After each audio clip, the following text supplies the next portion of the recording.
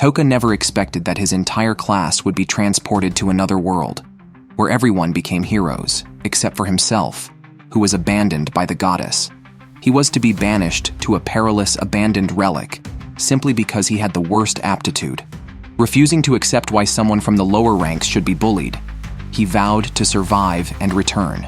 Before this, on their way to a school field trip on a bus, the class president, Ayaka, was harassed by a boastful Shugo, while only the highest status students jeered alongside, and the other classmates remained silent.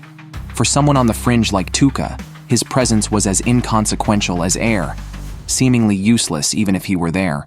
Suddenly, Tuka remembered being abused by his father as a child, while his mother indifferently watched TV, ignoring his pleas, which did nothing to help.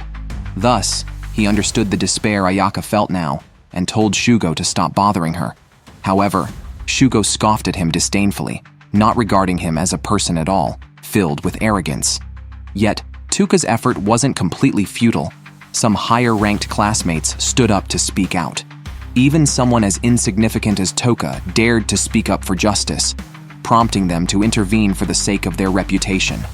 Shugo, not daring to defy them, returned Ayaka's belongings and promised not to harass her again. However, Shugo, still furious, targeted another low-status classmate, kicking his seat continuously until he cried in fear.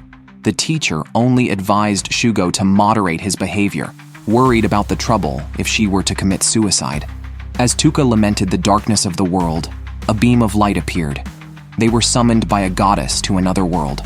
In this world, whenever the evil demon emperor arose, she would summon heroes from other worlds. 200 years ago, it was under the heroes' valiant efforts that the evil demon king was defeated. Many years later, the demon emperor has resurrected, and they were chosen as the new heroes. The classmates were confused, but under the teacher's guidance, they decided to follow the goddess's lead.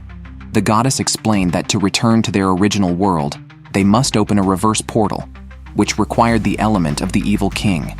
In essence, they must defeat the demon emperor to return. The goddess knelt before them sincerely, pleading for their help in this world. Seeing her earnestness, they agreed to her request. However, being ordinary people, how could they possibly confront the demon emperor? Thus, the time to unlock the world of heroic potential arrived. The classmates all had decent aptitudes, while the previously bullying Shugo was of superior level. Takudo was exceptional, his power shattering the crystal ball. The goddess announced his rank as the highest S-class, and Ayaka's test results were also an astonishing S-class. Subsequently, many A-rank heroes appeared, followed by a third S-rank. This excited the goddess greatly, and she declared that they were the highest qualified group of heroes she had ever led. When it came to Tuka's turn, his test results were shockingly weak, the weakest the goddess had ever seen, and she completely disregarded his rank. Indeed, even in another world, he still seemed utterly useless. However, unexpectedly, a classmate who was also usually unnoticed and had been bullied on the bus awakened to possess the strongest dark energy. Following this, everyone began to practice and familiarize themselves with their new powers. Tuka, checking his panel, discovered his rank was E, the lowest in the class. The goddess then announced a special segment where Toka was brought to the center of the gathering. According to the traditions of this world, the lowest ranked hero would be sent to an ancient relic. This was somewhat cruel. Survive and you're free. Fail and it's likely death. Upon hearing this, Tuka revealed he possessed a skill called Status Abnormality Bestowal, which the goddess dismissed as utterly worthless, a useless skill. Tuka was indignant. Why should he be banished just like that? The rest of the class couldn't bear to watch, feeling Tuka was wasting everyone's time. Even those who had low status like him in the real world joined in to kick him while he was down, despite Tuka having helped them before. The teleportation circle was then activated, and Tuka had no escape from his fate of being sent to the relic. In the end, only Ayaka spoke up for him, pleading with the goddess to spare Tuka. However, the goddess, having lost her patience, struck her down with a blow. Seeing the unreasonable goddess and his classmates' betrayal, Tuka vowed to show them all. Upon arriving at the abandoned relic, he immediately faced danger. Against a clearly more powerful foe, he could only desperately flee. The fear brought tears to his eyes. Faced with death, His bitterness overcame his fear. Disrespected in the real world and abandoned in another, he refused to die just like that. He wanted power. He wanted revenge. Surprisingly, his desperate attempt managed to control the monster. As he turned to flee, he encountered another creature and had to use the same tactic, which to his amazement, worked again. But now, his greatest despair was that his MP was depleted and another beast was hot on his heels.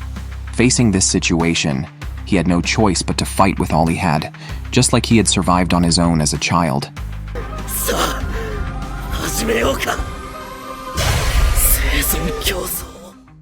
The goddess could never have imagined that Tuka, who was considered a mere E-rank talent and a waste, actually possessed the most bizarre skill in the class.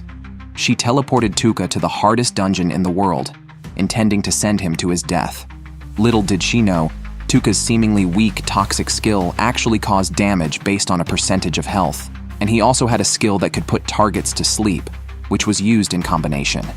At that moment, Tuka was being attacked by a group of monsters at level hundreds. Even the goddess herself would probably be toyed with to death in such a situation. Tuka thought he could only use his skills to buy time.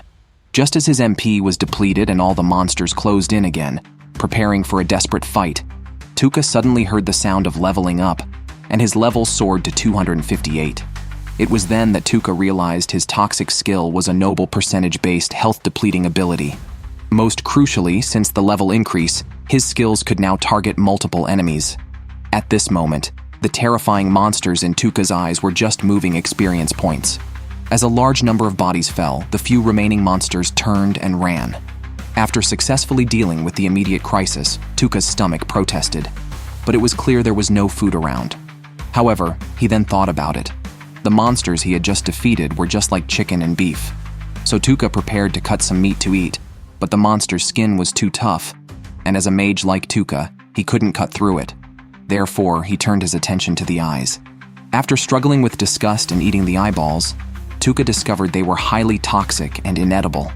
No wonder no one could walk out of this place. Just when he felt despair, Tuka suddenly noticed that the bag the goddess had given him was glowing. He opened the bag and found it contained beef jerky and happy water. This item could apparently generate food based on one's thoughts. Initially, Tuka was dissatisfied with the shabby bag the goddess had given him, but now he felt it was the only good thing she had done. After killing countless monsters, Tuka's level rose to over 600. He continued exploring the dungeon and found a large number of human skeletons along the way. Tuka decisively chose to loot the corpses, collecting everything from gems to other items. Gradually, he sensed something was wrong. All these humans were sent here by the goddess, but clearly, these skeletons had been very powerful in life. According to the goddess, weren't all the talents she teleported E-rank? It wasn't until Tuka read a manual left by one of the corpses that he understood that in this world, E-rank was actually the highest talent. Ironically, the goddess feared that they would hold others back, so she sent what she saw as the useless ones here to die. While looting the corpses, Tuka collected many enhancements left by his predecessors, such as potions lost since ancient times, or runes capable of unleashing the power of forbidden spells. He also learned about the boss of the labyrinth. Looking at his own status bar, Tuka, now at level 1200, felt he was strong enough to initiate an attack on the boss. But as soon as he stepped out, his palm was instantly pierced. He hadn't expected the monster to react so quickly. To use his skills, Tuka had to raise his hand and recite the skill name. Now, how would he be able to defeat the boss, especially since his first stealth attack had failed, alerting the boss who had now fully awakened? Instead of attacking immediately, the boss summoned a horde of zombies, each bearing the face of a human who had previously died here. Tuka only used sleep to control them.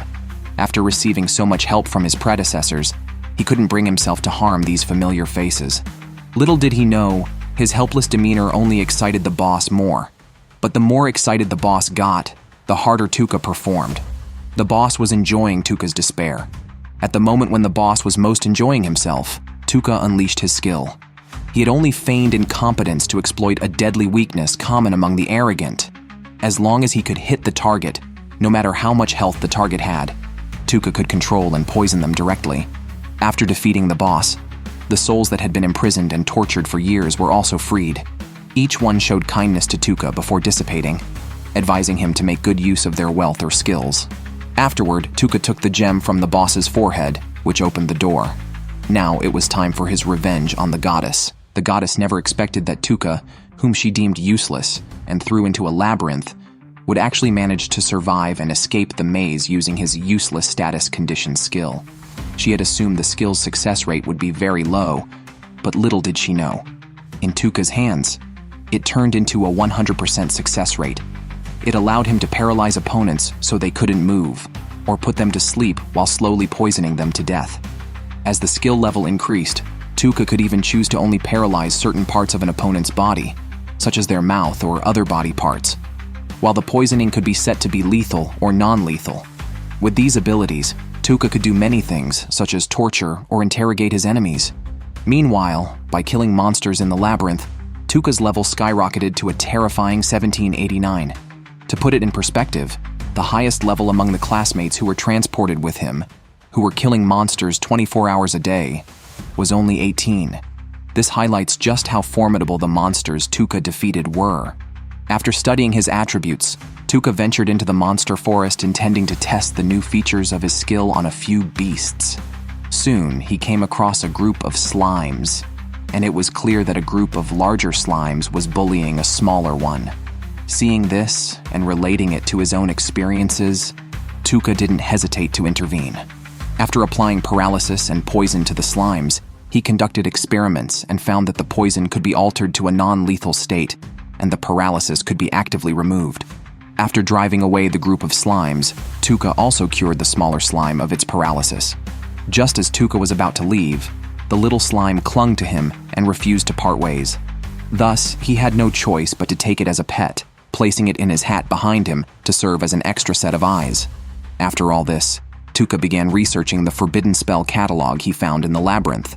The goddess, after all, had a blessing that made her immune to any negative effects, so his abilities would not work on her.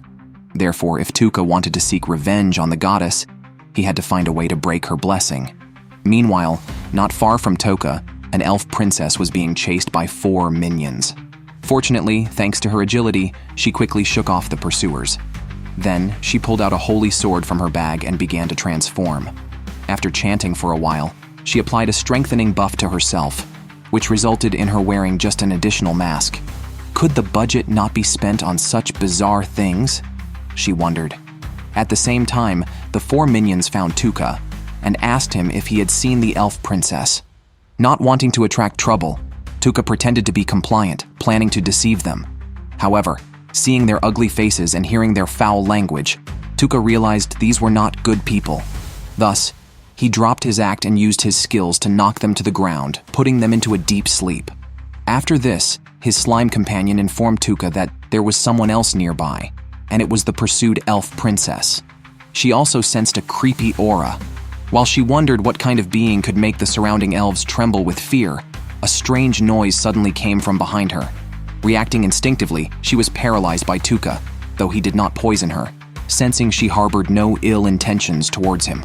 Tuka then released the paralysis on her head so she could speak. He started to gather information from her. Learning that Tuka had dealt with the 4 pursuers, the princess promised to tell him everything she knew. Hearing this, Tuka took out a forbidden spell scroll and asked her what was written on it.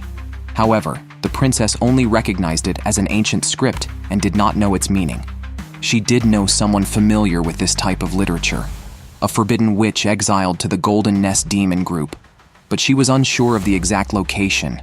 After all, that place was the most dangerous on the continent, and no one dared to venture there.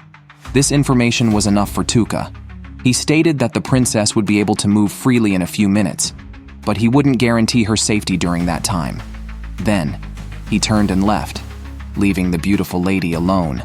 I really care about the beautiful lady's safety. The man possesses a skill that can inflict abnormal statuses on enemies. Whether it's rendering the opponent immobile, slowly poisoning them to death, or putting a sleep-deprived beautiful girl into a deep sleep, he can successfully apply it 100% of the time if he so desires. However, this skill is uniquely ineffective against a goddess, simply because she has a blessing that grants her immunity to any negative statuses. Therefore, if Tuka wants to get revenge on the goddess, he must first find a witch capable of deciphering the index of forbidden spells. Then, he can use a forbidden spell to break the goddess's blessing. But before that, Tuka wants to strengthen a slime first, since it can sense the location of others. Using a guide to another world, combined with rumors he heard from other adventurers, Tuka quickly found a material suitable for strengthening the slime. It was the bone powder of the Skeleton King of Final Embrace, found in this maze. Coincidentally, a new floor had recently appeared in this maze, and the local lord was recruiting a large number of adventurers to conquer it. Anyone who could retrieve the Dragon Eye Holy Grail, a treasure sleeping in the maze, would be rewarded with 300 gold coins by the lord. Thus, Tuka decisively chose to sign up. However, while in line, Tuka saw a blonde man harassing a young lady behind him. Although the lady was wrapped up tightly, the blonde man recognized her at a glance. It was Saras, the wanted elf princess and former head of the Knights, because Monk had once invited her to dinner, but was ruthlessly rejected. Monk, holding a grudge, had such a deep impression of Saras that even if she turned to ash, he could recognize her, not to mention her uniquely elfish long ears, peeking out from under her cloak, which directly betrayed her identity. Saying so, Monk pulled open Saras's cloak. However, Saras had long used magic to alter her appearance. Seeing her human-like ears, Monk was stunned and ultimately could only flee the scene, embarrassed by his mistake. Later, Tuka found Saras. Although she had changed her appearance, Tuka recognized her at a glance. Tuka sought her help to pick some items for exploring the maze. After buying some items, Tuka, as agreed, gave the girl 3 silver coins. But as they were parting, Sarah suddenly fainted on the ground.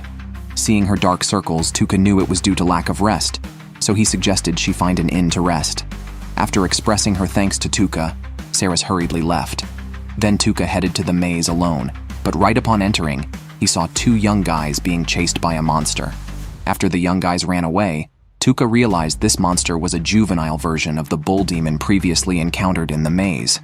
So, Tuka directly applied a combination of paralysis and poisoning, then pulled out the newly bought dagger and easily dispatched the monster with a single stab. When the young guys returned with their older brother, all they saw was the monster's body, killed with a single strike.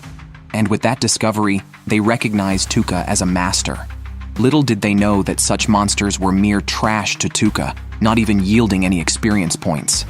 As Tuka proceeded downward, he encountered Monk again. From the looks of it, it was clear that Monk was planning to take revenge on the elf, Saras, intending to punish her severely. Hearing their foul language, Tuka could hardly stand it and stepped forward. After immobilizing them with paralysis, he also inflicted a poison status. Tuka showed no mercy towards such scum. Seeing Monk still shouting in such a situation, Tuka couldn't help but laugh before he turned and walked away, leaving Monk and his group as fodder for the monsters.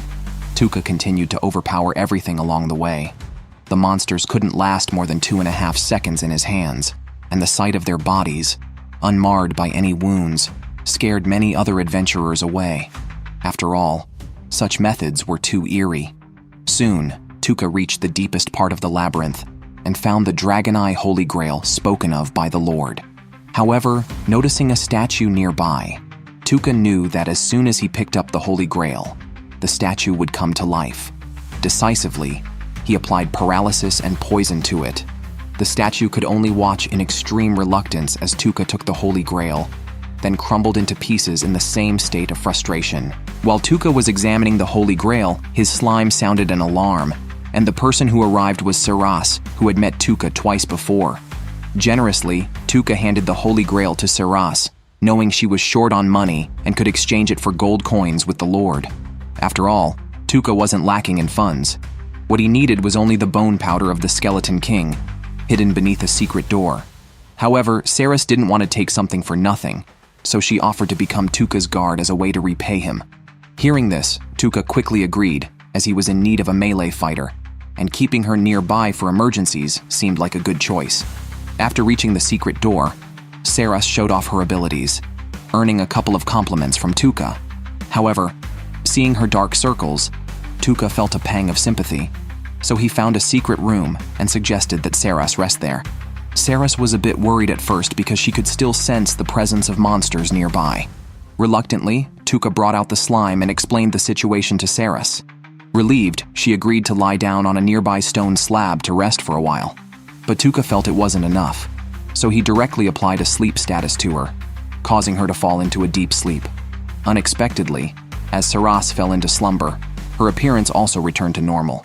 Meanwhile, the mastermind who had sent men to kill Saras discovered that his 4 subordinates were already dead, but he mistakenly thought it was Saras's doing. This seemed to ignite the man's fighting spirit. The goddess could never have dreamed that Tuka, whom she considered a worthless ant, would become the strongest person in the world after breaking through the labyrinth. This was because Tuka's seemingly worthless skill, status abnormality, possessed a concept-level ability with a forced hit mechanism. No matter how powerful the monster, he only needed to paralyze it with one move, and then follow up with poisoning. The opponent could only stand there helplessly waiting for death. This was just like the abyssal monster, the Skeleton King, hidden deep in the ruins. Even top adventurer teams had no choice but to flee upon encountering it. Even Saras, the former captain of the Knights and an elf, panicked at the sight of the Skeleton King. She knew well that with her strength, it was impossible to safely leave the place with Tuka. Unexpectedly, Tuka then released his skill, and within 2 minutes, the Skeleton King was dealt with. After defeating the Skeleton King, Tuka successfully found the materials needed for upgrading his slime. However, just as he was preparing to leave, the slime sensed something within the corpse of the Skeleton King. Following its hint, Tuka discovered a magical beast egg wrapped in magical fabric. Though unsure of what it was, Tuka didn't think much of it and took the egg back to the surface, ignoring the adventurers who were distracted by the Dragon Eye Holy Grail. That night, Tuka discussed a matter with Saras. He wanted to hire her as a guard. After all, his goal was to go to the demon horde to find the Forbidden Witch, where they would frequently be attacked by groups of monsters. He would feel more secure with someone skilled in combat behind him. Hearing this, Saras hesitated. Although this did not conflict with her journey, she had her own concerns. Tuka laid everything out in the open, having already seen through Saras's true identity because of his sleep-granting skill. Hearing this, Saras stopped pretending and revealed her true form. It turns out an elf's disguise ability fails when they fall asleep, which is why she was hesitant about Tuka's invitation. However, since Tuka already knew her identity, the two agreed to travel together. As for the guard's compensation, Tuka casually pulled out a blue gemstone. Seeing this, Saras was startled and shaken. It was the legendary Azure Dragonstone, an item far more valuable than the Dragon Eye Holy Grail. Tuka hadn't realized that the relic he had casually picked up was so valuable.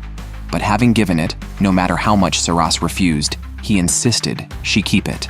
The next day, due to Saras being invited by the Lord to a banquet, the two temporarily parted ways after arranging a time and place to meet later. Tuka didn't want to wait until the appointed time only to find that Saras was nowhere to be seen. From conversations with passers-by, he learned that the so-called banquet was actually a trap set by the Lord specifically for Saras, and the ones who had acted were none other than the continent's strongest, the Black Dragon Knights. Meanwhile, Saras, who had barely escaped, was now being pursued. Her illusions had been violently broken through, and now, as the light Saras, she was in a state of chaos and unable to transform. Coupled with the formidable strength of the Black Dragon Knights, Saras quickly found herself in a difficult battle. Just as she managed to defeat the ordinary members who were chasing her, a subordinate leader suddenly ambushed her from behind. Facing the man's foul language, Saras accidentally slipped and fell to the ground. Seizing the opportunity, the man kicked away the longsword from Saras's hand and then pinned her firmly to the ground, rendering her immobile. As Saras despairingly closed her eyes against the ugly face of the man, Tuka arrived just in time, using his paralysis skill on the man. Seeing that Tuka had saved her life, Saras's first reaction was not joy, but concern that continuing to accompany her would put Tuka in danger. Therefore, she decided to return the Azure Dragonstone to Tuka and suggested that their agreement for her to act as his guard be cancelled. Hearing this, Tuka, somewhat helplessly, tossed a bag to Saras. Inside the bag were countless Azure Dragonstones. He claimed she was the most formidable guard he had ever met and asked her to take off her equipment. The man had never expected that even when facing the strongest beings in human history, His sure-hit ability to inflict abnormal statuses would make it easy to instantly kill them. What surprised him even more was that initially, the lack of range was his problem, but after enhancing the slime, the increased range extended as far as he himself could reach. He could inflict abnormal statuses on others from an extremely long distance, and with his 100% success rate, the life or death of his enemies hung on his very thoughts. Not long ago, Touka had planned to spare an enemy's life to extract information. However, he hadn't anticipated that a sudden spear would blow the enemy's head off. Looking up, Touka recognized that this was the strongest team from another world, led by Civet, who also held the title of the strongest human. Although he had considered instantly killing them, not to mention the range issue, he was more concerned that if he made a move, they might act first, leading to a frustrated death for himself. Seeing that they were not immediately aggressive, Touka decided to first hear what they had to say. Although he had anticipated it, he knew their goal was to kill Saras. Unexpectedly at that moment, Civet suddenly took an interest in Touka, wondering why, at the brink of life and death, he could still manage to smile. Hearing Civet say this, Touka realized that he might involuntarily smile during critical moments, but he did not explain further. Instead, he took the opportunity to talk to Civet as well. However, just as he reported a false name, Civet immediately saw through it. Civet seemed to have the ability to detect lies.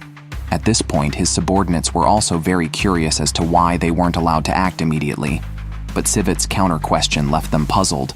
Isn't it astonishing that even in front of the 5 dragon knights, Touka showed no fear? It turned out that Civet had known all along what Touka was thinking. This was also what he was curious about. What gave Touka the confidence to confront them? Thinking that any lie would be exposed, Touka came up with a good strategy, telling a mix of truth and falsehood. After declaring himself a hero from another world, this instantly shocked everyone. It was then that Civet finally understood where Touka's confidence came from. Heroes generally have very powerful blessings, making it not impossible to challenge beyond their level. What puzzled him, however, was why Touka appeared here. Usually, shouldn't he be working under the goddess?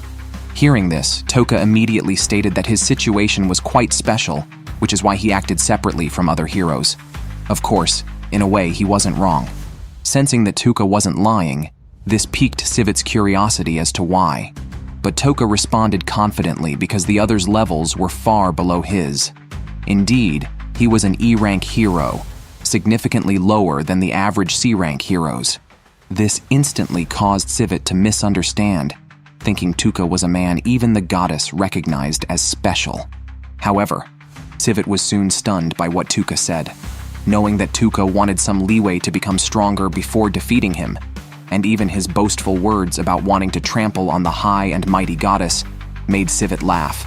Although Civet didn't know what had transpired between Touka and the goddess, he found it amusing. Moreover, from Touka's words, he couldn't tell at all that he was lying. So the next second, Civet agreed to let Touka go and wait for the day he would defeat him. Just when Civet thought he had been quite generous, he didn't expect Touka to have even bigger demands. He wanted Civet to spare Saras as well, stating he needed to use Saras later to gain power. This also greatly amused Civet, who actually agreed to Touka's request the next second.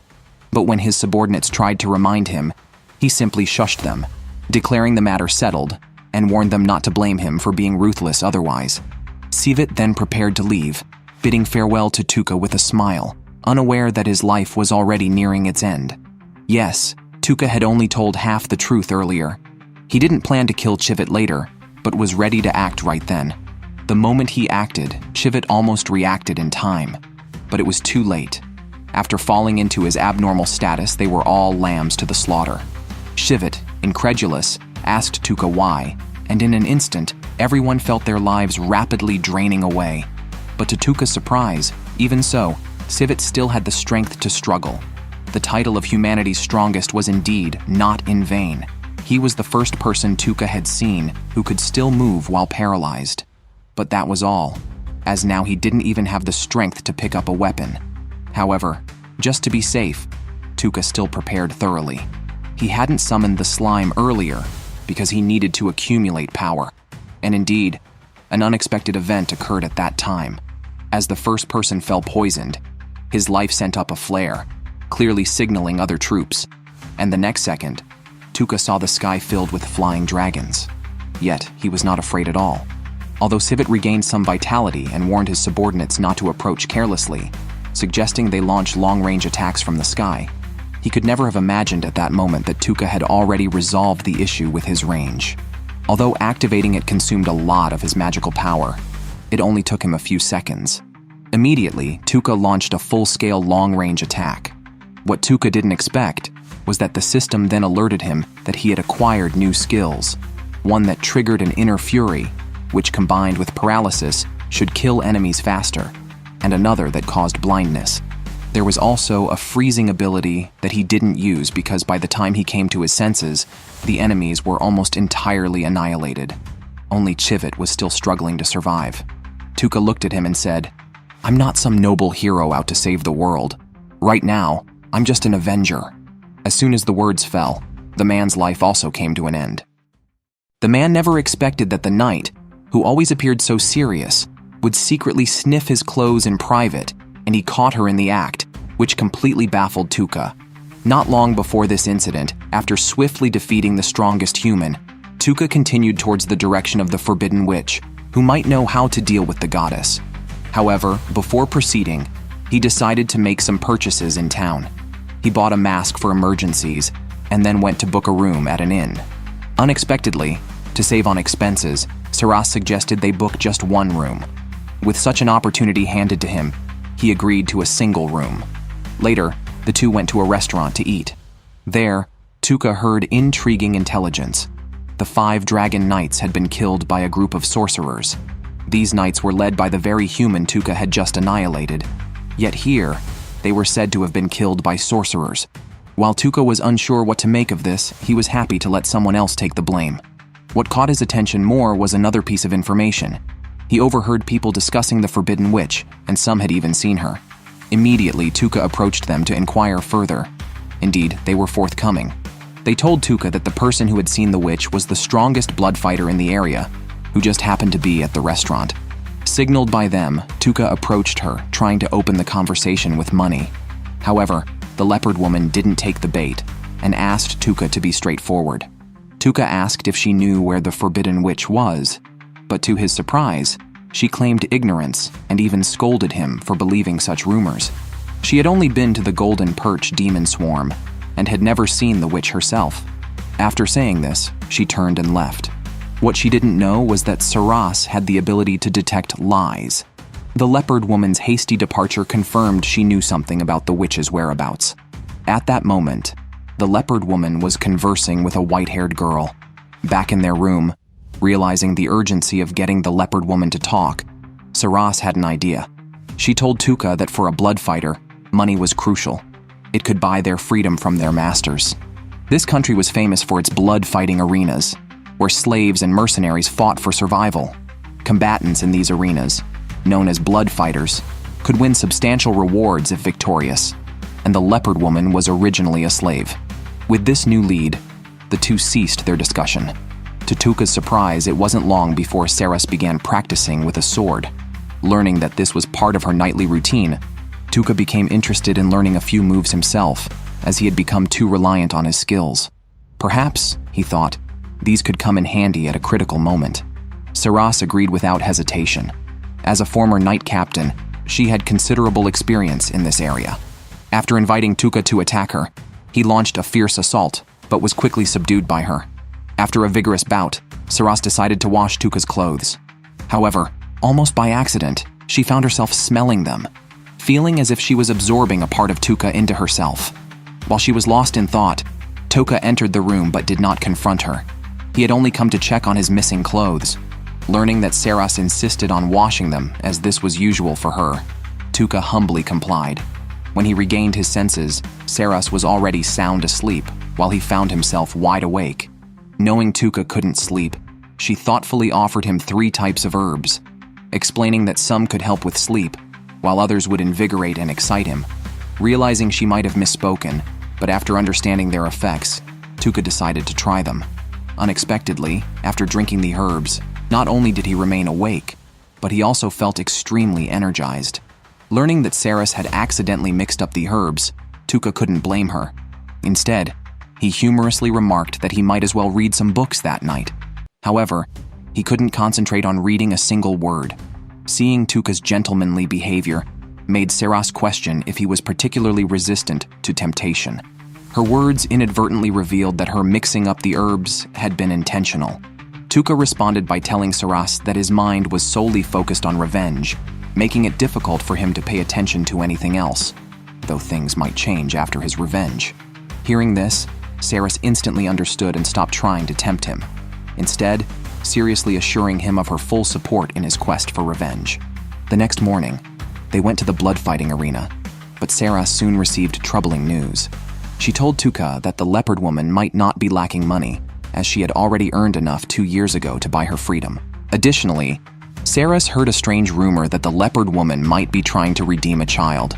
Moreover, it was crucial to note that most slaves usually die in their final matches, and coincidentally, the leopard woman's last fight was scheduled for the next day, meaning she might face danger.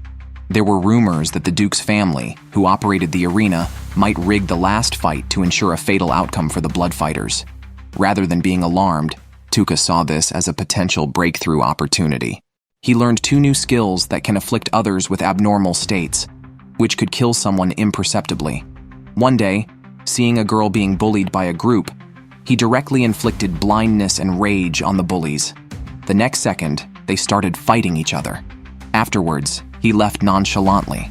Just before this, Eve knew the whereabouts of the taboo witch, but realized that in her final battle tomorrow, the Duke might likely see her dead. So, soon after, Tuka approached Eve to explain the situation, telling her that if she was willing to disclose the location of the taboo witch, he would find a way to save her, and the dark elf she wished to redeem. Although unsure how Tuka figured it out, Eve chose to refuse.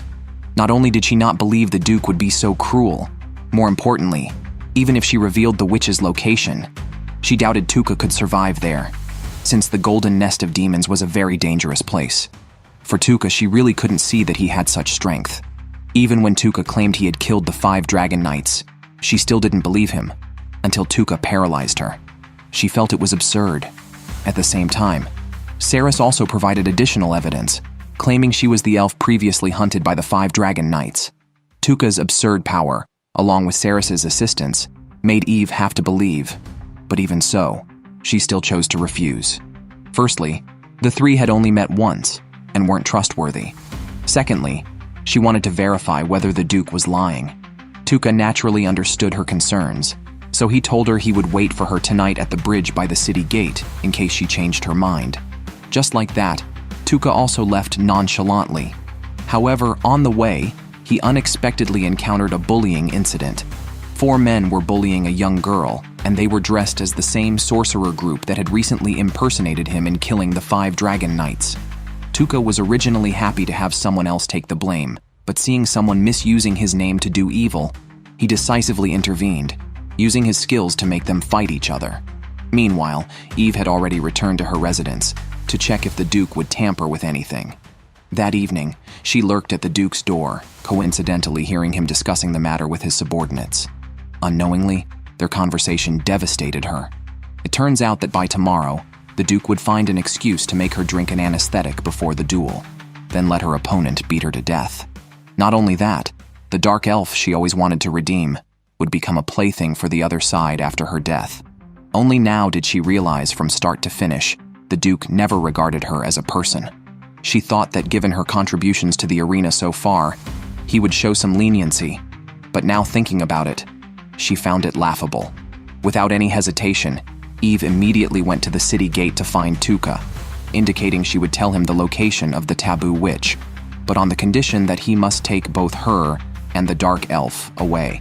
At the same time, the dark elf mentioned by Eve, who is Lisbeth, was working at a restaurant. However, she was not only harassed by customers who found her attractive, but also the restaurant's owner, seeing her young age, accused her of knowing how to seduce men. The next moment, she hit her on the head. Indeed, this owner was the guardian sent by the Duke. For years, Lisbeth had endured countless unprovoked scoldings and beatings from him. However, as the owner was being arrogant, Eve suddenly entered the restaurant. It was then she realized that the owner had always been excessively cruel. Just as she was about to eliminate him before leaving, the owner suddenly started begging for mercy, claiming that everything was instructed by the Duke and that she was just following orders. She even said that if she spared her, she wouldn't reveal Eve's plan to escape. It was a statement not even a dog would believe, yet Eve believed it. The owner expressed that he would never forget Eve's mercy for the rest of his life. However, while her tricks might deceive others, they could not fool Tuka. After letting Eve and Lisbeth leave first, he told the owner to stop pretending. Realizing that Tuka was not easily fooled, the owner then showed his true colors, threatening that she was the only one who could save them now, and killing her would be their doom. But how could Tuka believe her nonsense? He released a skill on her, causing her to die on the spot. Afterwards, Tuka met up with Eve and the others. Under the cover of a dark and windy night, they planned to sneak out of the city. However, as expected, an unexpected event occurred. Seeing a large fire breaking out behind them, they immediately realized they were being pursued. They could never have anticipated being discovered so quickly. At that moment, Eve suddenly remembered that today, upon returning to her residence, she had accidentally bumped into the leader of the sorcerer group, Muaji. Initially thinking it was just a greeting, she now recalled that he might have left a mark on her, but discussing it now was useless. Seeing no way to hide, Tuka decided they had to fight. The hunt was about to begin. The man had never imagined that he would be abandoned by the goddess simply because his talents were lacking. Yet, in a short period, he had already reached thousands of levels in various high-end games, while his classmates were still proud of reaching just a few dozen levels. What surprised him even more was that, to improve the efficiency of leveling up and actual combat skills, the goddess planned to send them to train in the Golden Chi Demon Group, an area Tuka was about to visit. After such a long time, the two were finally going to officially meet. Not long ago, after rescuing Eve, Tuka had already set off towards the Golden Chi Demon Group. Unexpectedly, he encountered pursuers midway, who were from the Sorcerer Group, obviously coming to capture Eve. Although he was in an extraordinary state and feared no one, due to the need for range and a certain amount of time to accumulate power, he let Seras act as bait to attract attention. Once everything was ready, with the extension of the slime increasing his range, Tuka easily took control of the whole field. Once paralyzed, the fate of everyone was sealed. Then, Tuka used poison to send them off one by one. However, at this moment, an unexpected twist occurred. It turned out that it wasn't just the sorcerer group that was after them. The Duke himself had come personally to capture the fleeing Eve. Faced with this pincer attack, it might have been tricky if they had arrived earlier. But now, Tuka was in full power mode. First, he used a skilled paralyze move, then followed with a poison move. After dealing with one side's enemies, as for the Duke and his men, Tuka was planning to do the same. However, to his surprise, the system suddenly indicated that the maximum number of targets for the same abnormal state had been reached. He could only control up to 80 people at the same time with the same status. Thus, he had to switch to blinding them, which caught them completely off guard. As they were blinded, there was no follow-up. Seizing the opportunity, Eve instantly killed the Duke. Discovering that blinding was also quite effective, with the cooperation of Tuka and Eve, the Duke's soldiers were quickly wiped out, including the Duke himself.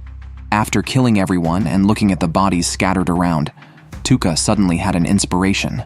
He remembered he had a special skill suited for the situation, a skill that could freeze and eventually shatter the bodies after a certain period, perfectly disposing of the corpses. By using this method, there would always be someone else to take the blame for Tuka, as the vanished dead could not clear their names. After resolving everything, Tuka also prepared to set off for the Golden Chi Demon Group. But this was clearly not a journey that could be completed in a day. That evening, they found a cave to stay in. Since someone needed to keep watch, Seras initially wanted Tuka to sleep while she kept watch. However, unexpectedly, Tuka was too alert to fall asleep. Without any hesitation, she suggested that Tuka should lay his head on her lap to sleep, claiming it would help him sleep better. But Tuka did not appreciate the gesture, and instead offered for her to lie on his lap, and the woman complied, making them look a bit like a couple. Days passed, and soon Tuka finally reached the edge of the Golden Chi Demon Group. According to Eve, by heading towards the red dot on her map, they could meet the Forbidden Witch. With this in mind, Tuka was relieved, but it also made him realize that the Golden Chi Demon Group was an excellent place for leveling up. Given its high danger level, this meant that there were many high-level demons present, which also meant immense experience points were to be gained. To catch up with the S or A-ranked heroes, this was his opportunity. What he did not know was that with his current level in the thousands, he had already far surpassed his classmates, who, under the guidance of the goddess, had only reached a few dozen levels. The goddess might have also realized this issue, so she planned next to improve the efficiency of leveling up, and even more so to enhance actual combat skills. After being abandoned by the goddess, he has already trained to over 1,000 levels. On the other hand, the classmate carefully cultivated by the opponent can barely survive here under the leadership of a group of experts. Little do they know that the worthless Tuka, whom they thought had long died, is now almost cutting through this place. Just now, Toka thought the monsters in the Jinxie Demon Band were formidable, but upon encountering one, he realized that compared to the abandoned ruins where he was discarded by the goddess, the monsters here are pitifully weak. After finding no challenge, he had Eve take him to find the strongest monster in the Jinxie Demon Band. Although Eve wasn't very clear about it, she knew there was a monster she couldn't defeat. It was this monster that forced her to flee from here. After finding it again, Tuka immediately realized this monster was indeed extraordinary, but he was not afraid at all. When the monster came within his attack range, he first paralyzed it, then inflicted it with berserk, causing full-body bleeding. After successfully killing the monster, Tuka's long stagnant level finally changed. Just as he was preparing to collect materials, he suddenly sensed the presence of a monster. While everyone was somewhat on guard, the slime pointed at Tuka's backpack. Upon opening it, to his surprise, he discovered that an egg he had previously picked up was about to hatch. Soon after, a horse-shaped monster popped out. Even the well-traveled Eve and Saras had never seen such a horse-shaped monster before, but it was clear that it had already recognized Tuka as its father. Toka had just casually touched it, not expecting to find a strange organ. Learning that this was an organ for absorbing magical elements, which some monsters use to grow, Toka immediately tried to infuse it. Although he was only a grade E hero, his only advantage was having ample magic power. After injecting about 1,000 points of magic power, sure enough, the next second, its body underwent a miraculous transformation. Tuka believed it would definitely be suitable for carrying luggage, but it was also at this time that the horse seemed to want him to inject more magic essence. After Tuka had injected about 10,000 points, its form underwent a dramatic transformation. It looked very imposing, possessing 8 legs and resembling the horse ridden by the chief god Odin. Thus, Tuka named it Slay. This appearance would be problematic if it went into town. When asked if it could revert to its original form, Slay nodded in agreement. Meanwhile, Tuka's classmates' experiences were not as fortunate. After leaving the novice village, they realized they couldn't defeat any of the demons here on their own. If it weren't for the elite teacher summoned by the goddess, they would have been reduced to bones by now. Coincidentally, that very night, they encountered the same monster that Tuka had just dealt with. Such a monster was beyond the current hero's ability to handle. It was a being that even their teacher had to fight with all his might, requiring everyone to join forces. The next morning, Saras woke up comfortably from her sleep. However, she discovered that Tuka was not by her side. It turned out that a monster had attacked during the night, and he had casually killed it. This stunned Eve, as this monster was even more formidable than the one they had faced the day before. Yet Tuka had killed it silently, which made her think she was dreaming. The once perilously feared Jinxie Demon Band seemed trivial with Tuka's presence. On the road ahead, they saw no monsters. Just by passing through the cave in front, the witch's residence was nearly in sight. She had previously discussed with Lisbeth about whether they should grow some crops together once everything settled down.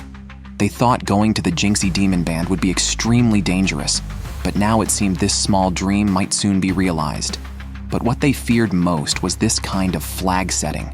Just then, the situation suddenly changed. With Saras's reminder, Eve killed the monster above them.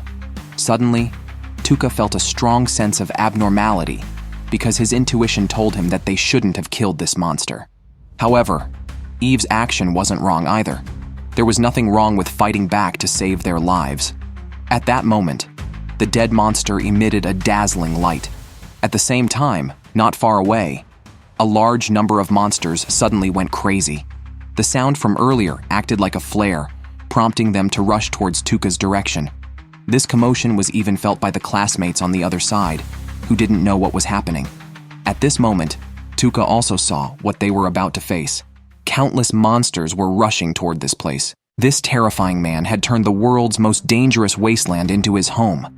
Facing thousands of demons, he easily slaughtered them. In contrast, his classmates who had abandoned him and later came to the same place were nearly wiped out by some minor monsters just passing by. Just now, due to a misoperation that killed a creature resembling a sentinel, Tuka discovered that tens of thousands of demons were rushing in their direction. Yet, he remained completely calm. After securing his companions in a hidden cave, he chose to face the horde alone. For others, they would only hold him back in the current situation. Especially after acquiring Slay, the divine beast, he already had a plan in mind. He first attached an amplifying stone to his mask, then had the slime emit a loud noise. The purpose was simple: to reveal his location to the demons. Then, using Slay's speed, he began to kite them. Once the demons entered his attack range, it was time for him to shine.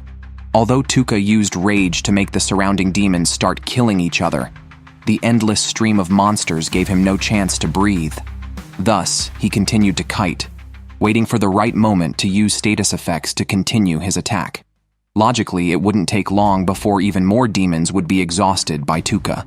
However, he still underestimated his magical energy consumption. Even his 60,000 mana was not sufficient. But there's always a silver lining. Tuka immediately thought of leveling up. By leveling up, he could instantly restore his mana. Unfortunately, the monsters he had killed so far could no longer be counted for experience points. Only by killing stronger humanoid monsters was there a possibility, and he had to be within a certain range of the corpse to gain experience. However, with Slay's running speed, they had run far by now. Thus, to gain experience, he considered doubling back to the humanoid monster hit by his status effect earlier. Faced with the choice to sit and wait or take a gamble, he did not hesitate to choose the latter. Despite the multitude of demons closely following, this was hardly a challenge for Tuka. He continuously used blinding and paralyzing skills. As his mana was about to run out, he got closer and closer to the humanoid monster. The next second, his level finally increased, and his mana was instantly restored, giving Tuka back his confidence. To avoid repeating the past, he decided not to run anymore. Instead, he stayed in place, killing any demon that came his way, thus ensuring he would never have to worry about running out of mana or missing out on experience points again. Initially, he didn't use his full strength to draw the monsters away from Eve and the others, but the most important thing was that he hadn't anticipated his 60,000 mana wouldn't be enough. Overall, the situation now was such that he could handle it with ease. He continuously applied various effect skills, exterminating everything in his path and constantly leveling up. Meanwhile, Saras had not seen Tuka return, which made Eve worried about his situation, wondering what they would do if something had truly happened to Tuka. After much consideration, she decided to go out and check on him. However, as expected, an unexpected situation occurred. She did not find Tuka. Instead, in the forest, she came across a female classmate of his, Kobato, who had been left alone. It turned out that while Tuka was drawing the monster's attention, Kobato saw another classmate attacked by monsters and drew her sword to help. But, just at the critical moment, her classmate abandoned her and ran away. Though she was left alone, fortunately, luck was on her side, and she survived. Returning to the present, Eve, upon seeing a human here, initially wanted to approach and check, but suddenly, a yellow lightning struck her. The attacker thought she was going to harm Kobato. At this moment, Eve also realized that both she and the other were heroes summoned from another world by a goddess. The goddess could never have dreamed that Tuka, the one she always looked down upon as a useless person, would actually find the legendary Forbidden Witch. From this moment on, Tuka's revenge against the goddess finally had hope. He would ruthlessly trample everything about the goddess. Just a short while ago, Tuka was still in a predicament. Despite the enhancement from leveling up, giving him seemingly infinite magical power, The prolonged battle was still tormenting his mind. Moreover, Slime and Slay had reached their physical limits. As the battle continued, the ground turned into a river of blood due to the corpses of the monsters. Tuka's level had even broken through to level 2000. Now, only the strongest humanoid demon remained as the enemy. This humanoid knew of Tuka's condition and required visual contact to use his power. So during the attack, he deliberately wrapped himself with the bodies of the monsters, preventing Tuka from using his abilities on him. Seizing this opportunity, he immediately summoned countless lasers targeting Tuka. In the chaos, not only was Tuka accidentally wounded by the lasers, but Slay also fell to the ground. Seeing this, the humanoid wasted no more words and directly unleashed a deadly barrage of lasers at Tuka. As the ground was enveloped in smoke, the humanoid began searching anxiously for Tuka's whereabouts. Hearing noises within the smoke, the humanoid immediately attacked in that direction, but unexpectedly, the real protagonist released his skills from the sky toward him. All this was part of Tuka's plan. He first used a mask to attract the humanoid's attention, making him think it was a deception by Tuka. Then, while the humanoid was distracted by Slime on the side, Tuka took the opportunity to jump into the air, seeing through the humanoid's entire guise. With this, the victory was assured, and the battle ultimately ended with Tuka surviving. Although he was exhausted by then, fortunately, Eve was there to meet him. Tuka finally returned to his companions. That evening, Saras, feeling sorry for Tuka, specially offered her lap as a pillow for him. While Tuka slept, she caressed his body and tenderly kissed him. She didn't understand why she felt such an impulse. When Tuka opened his eyes, he found Saras lying beside him, pretending to be asleep. Seeing this, Tuka used his skill to make Saras truly fall asleep. He then touched his own lips, feeling amazed that he had unconsciously trusted Saras to such an extent. The next day, Tuka and his group finally arrived at the Forbidden Witch's location. They opened a large door through the basement, only to be surprised by a vast sky ahead and a figure approaching from a distance. Tuka watched attentively, as she was the Forbidden Witch he had long been searching for, the only one who could understand the cursed script. Meanwhile, the goddess, unaware of Tuka's plans, sent people to recall the heroes training in the forest, anticipating their improved levels.